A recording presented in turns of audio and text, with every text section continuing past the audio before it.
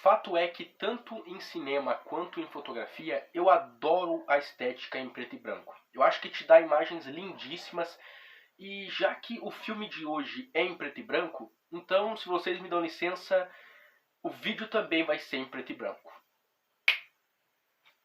Vamos nessa.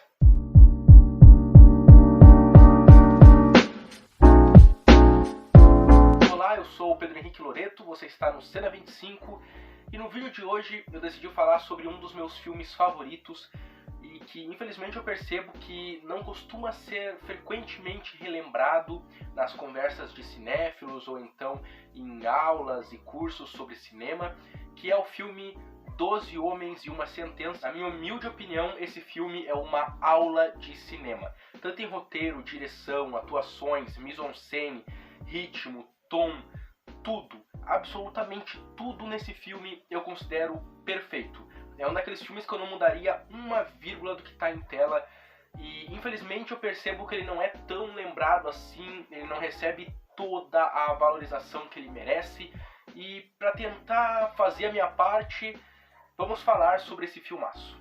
No filme acompanhamos 12 homens que têm a difícil tarefa de decidir entre a pena de morte ou então a inocência de um rapaz de 18 anos acusado de supostamente matar o seu próprio pai. Esse é o primeiro filme dirigido pelo Sidney Lumet, que é um grande diretor, também dirigiu Um Dia de Cão com Al Pacino, mas curiosamente esse é o seu melhor filme. E chega a ser engraçado pensar nisso, já que é o primeiro filme dele e já é a sua obra-prima. Ninguém mandou o cara ser bom. Tu é um cara... Tu é um mito. É um mito! Um dos grandes riscos que esse filme tinha era justamente se tornar enfadonho, já que 99% do tempo a gente está na mesma locação. A sala onde os 12 devem estar sentados em ordem numérica e devem discutir com as suas séries de argumentos, levantando hipóteses e argumentando de maneira extremamente válida sobre a inocência ou o condenamento desse garoto. Então, já que é um filme que se passa praticamente todo numa mesma locação, era muito fácil o filme se tornar chato, o filme se tornar desinteressante antes dos 30 minutos de duração.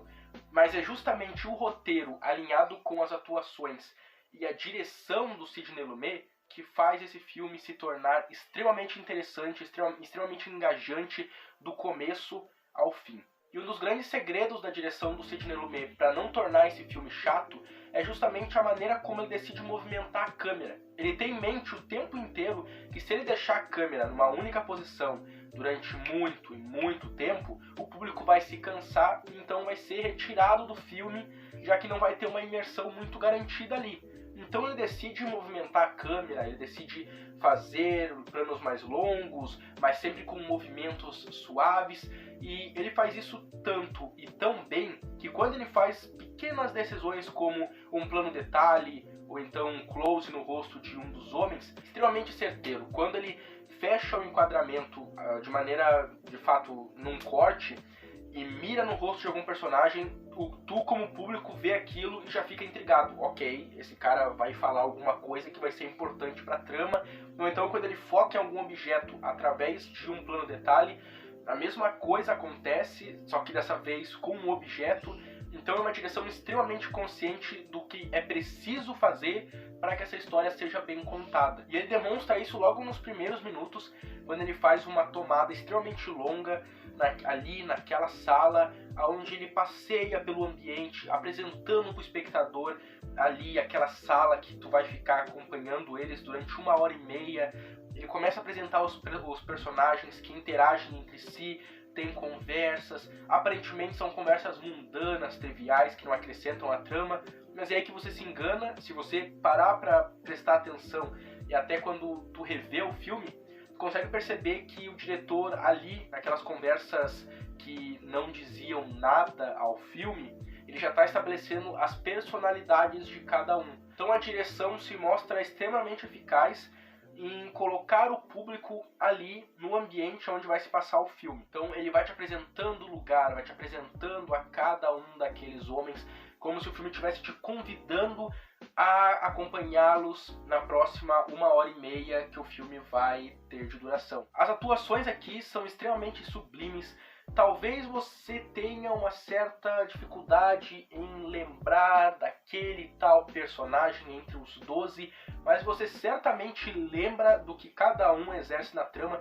Não tem nenhum dos personagens sobrando aqui, muito pelo contrário, os 12 acrescentam a investigação, os 12 apresentam argumentos, e é extremamente engajante perceber como a opinião de um enfrenta com a do outro, como o argumento de um deles bate de frente com o argumento do outro. Nessas cenas onde eles se batem frente a frente, onde um deles acredita que o garoto é um assassino, e enquanto o outro acredita que ele é inocente, surgem cenas genuinamente tensas ou então surpreendentes para o público. Pelo menos 3 cenas que eu consigo lembrar agora que ou são tensas ou então fazem o público se comportar de uma maneira meio sem saber o que fazer, e a partir do momento que isso acontece, tu precisa ver até o final, porque tu fica na ânsia de, ok, eu preciso ver o que vai se sair disso, eu preciso ver se no final o garoto vai ser inocente ou então vai ser condenado à pena de morte. Outra coisa que se destaca muito no filme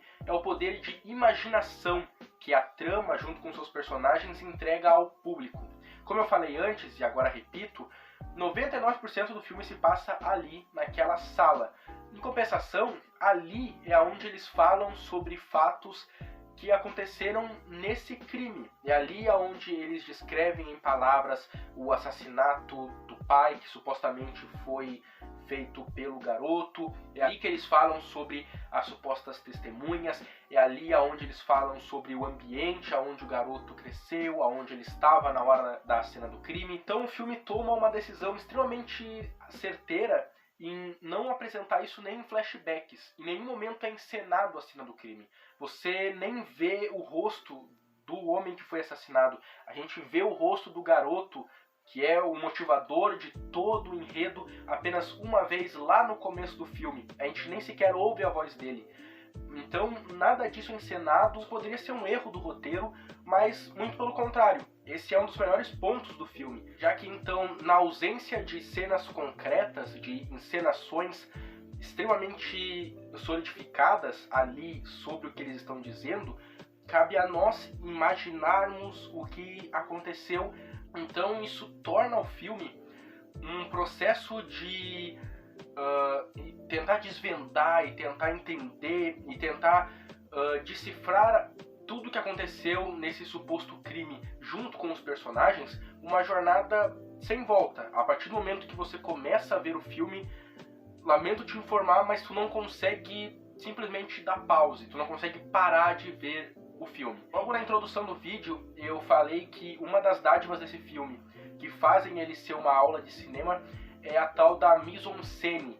E aqui eu tenho que ressaltar isso, já que cada pequeno detalhe, cada coisa que a gente vê em cena, não só ajuda o filme a receber mais camadas, como também, o que eu falei antes, não torna ele enfadonho. Para notar isso, é só você perceber como, por exemplo, os personagens se movimentam frequentemente ao longo do cenário, justamente para não tornar o filme tão parado, os personagens simplesmente sentados, soltando seus diálogos. Então, em momentos chaves, os personagens se levantam e eles caminham entre a sala, eles vão do ponto onde eles estavam sentados até o outro lado da mesa. Aquela cena onde o personagem do Harry Fonda decide encenar toda a cena do crime para ver se um tal personagem chegaria a tal lugar num tempo preciso. Ou então naquela cena da faca, que é disparada a cena mais tensa do filme, quando um personagem decide encenar para ver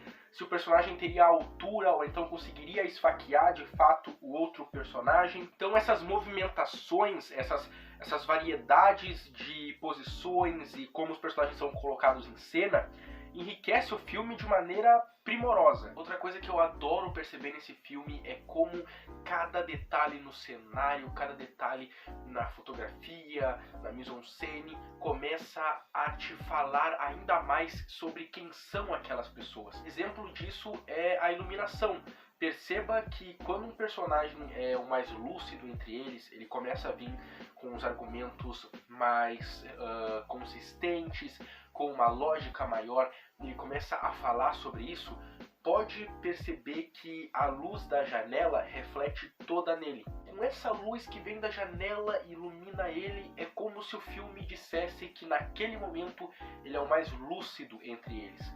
E também perceba que quando um dos personagens mantém a mesma postura e insiste na ignorância, na arrogância e não percebe que os outros estão tendo argumentos mais válidos que os dele, perceba que a luz da janela não alcança ele fica mais escondido nas sombras, nas trevas, assim como a ideia desse personagem. Isso é muito massa. Eu adoro analisar esses pequenos detalhes, essas coisas que constroem o personagem ao todo o filme. Um filme não é apenas uma história com diálogos e personagens. Não, tudo na história deve estar ali com uma função narrativa.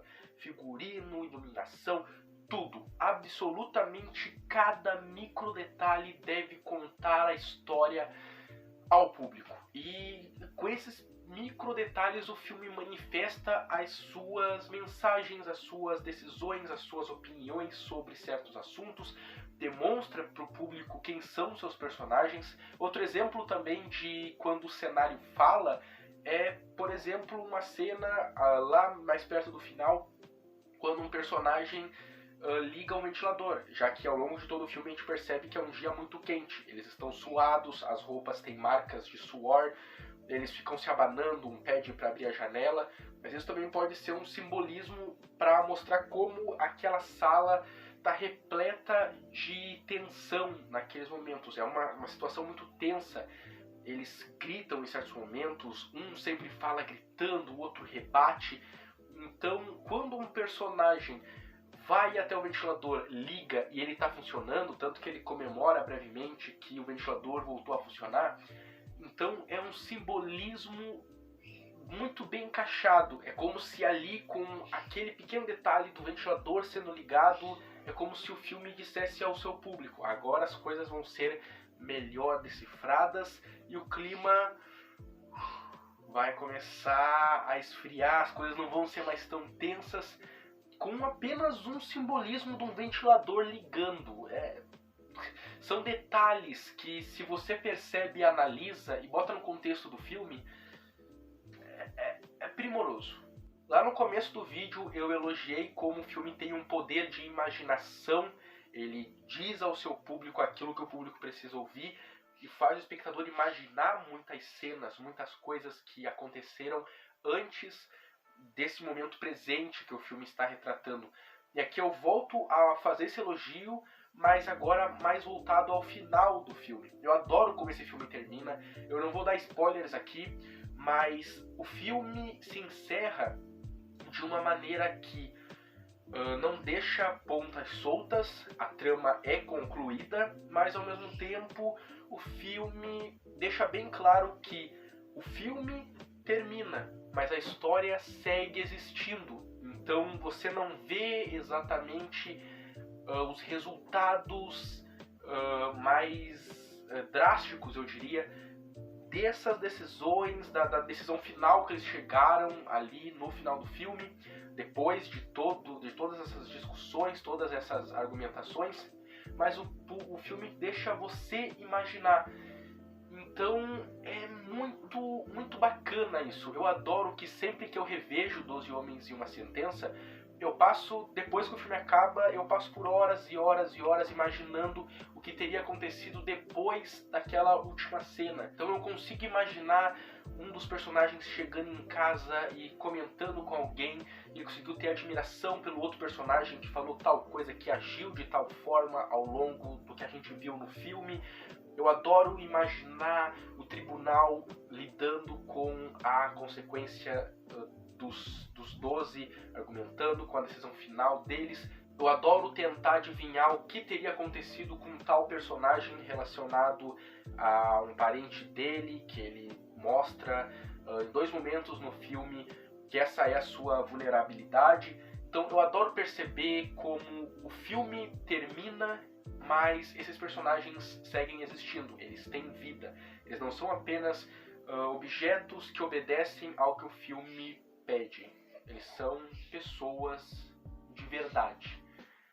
Eu adoro como esse filme fica comigo depois que eu assisto. Eu adoro como eu fico lembrando e pensando sobre esse filme por horas e horas depois. Os bons filmes fazem isso contigo depois que tu assiste. Tu fica decifrando, tu fica imaginando o que teria acontecido depois do final. Eu acredito que esse seja um dos principais pontos para determinar se um filme é bom ou não. Se o filme te acompanha depois que tu assiste ele, provavelmente o filme é muito bom. E é o caso desse aqui. Em conclusão, 12 Homens e uma Sentença é uma obra-prima. Na minha opinião, é um dos melhores filmes de todos os tempos. Mesmo tendo mais de 60 anos, ele ainda é atual. Acima de tudo, esse filme é uma comemoração à vida. É um filme que preza pela grande possibilidade de acreditar que alguém seja inocente. É um filme tributo a todo o poder de argumentação, é um tributo à lógica. É um filme que diz, trate uma vida como ela deve ser tratada. Nenhum ser humano, independente de classe social, raça, sexo ou orientação sexual, deve ser tratado com menos dignidade do que qualquer outro ser humano em qualquer outra condição. É um filme que diz, trate uma vida como ela deve ser tratada. Uma vida.